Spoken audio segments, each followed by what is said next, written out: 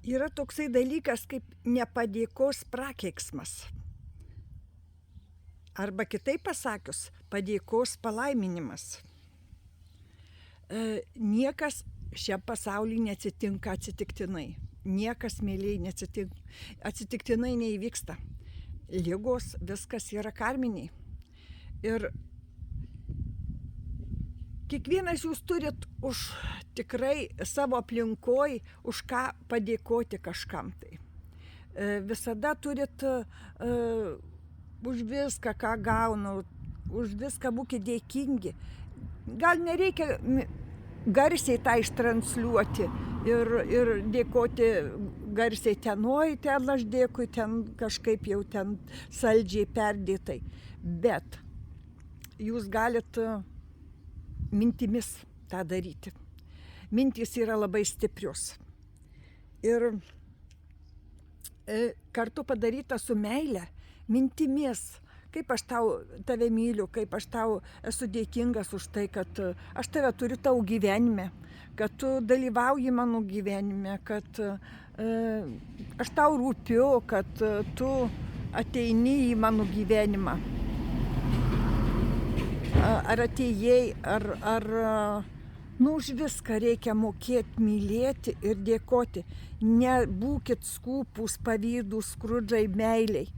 Tai yra toks stiprus jausmas, kurį jūs gausit atgal, bumerangas grįžta.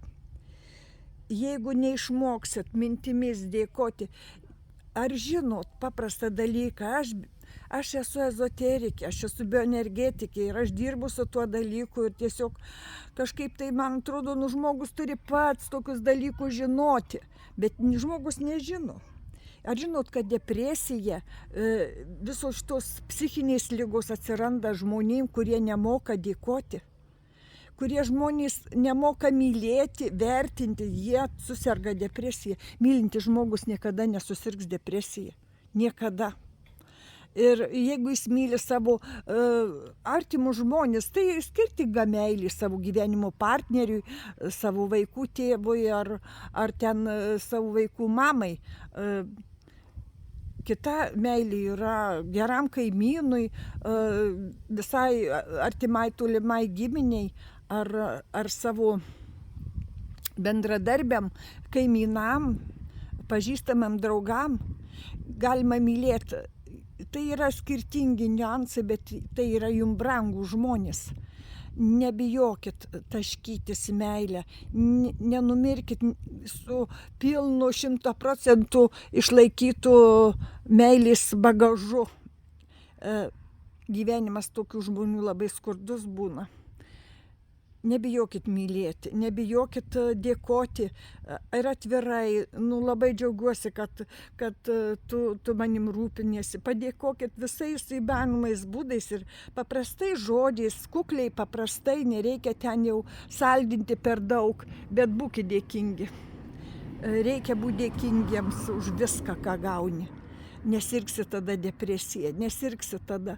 Jūsų gyvenimas bus tada gražus ir šviesus. Ir išmokit pažiūrėti, tiesiog kai bus labai labai liūdna, tiesiog atsisėskit ir stebėkit augalą, medį, gėlę, kaip jis sudarytas, tyrinėkit, būkit tą pasaulio stebėtojai, žiūrėkit į medžius, pakelkit akis į dangų, pakelkit akis į medžius, kurie jūs supa ir pamatysit daug dalykų, kaip tas medis įdomiai, kreivas šleivas, bet nenugriūna. Stebėkit žmonės aplink save, tada nereikės gilintis, žinot ką, praeina net sunkiausias danties skausmas, jeigu įsižiūri labai įdomų filmą, užmiršti, kad tau dantys skauda, ar dar kažką. Jeigu pradėsi domėtis pasauliu, domėtis kitais žmonėm, žinot, kaip sunku išgydyti man depresiją žmogui, kuris nori viską padaryti, kad jam kažkas padarytų už jį. Nenori jis nieko domėtis, kiūno, tūno savo įlindęs į kažkokį savo kaip sraigį kiautą ir nenori atsimerkti ir pamatyti šio gražaus pasaulio. Depresija tai yra tas dalykas, kuris reikalauja pačiam save pamilti, pačiam save pradžiuginti ir kažkuo tai sudominti. Nukreipti tas mintis nuo tų problemų galbūt, nuo tų visų dalykų, kurie sukėlė tą dalyką.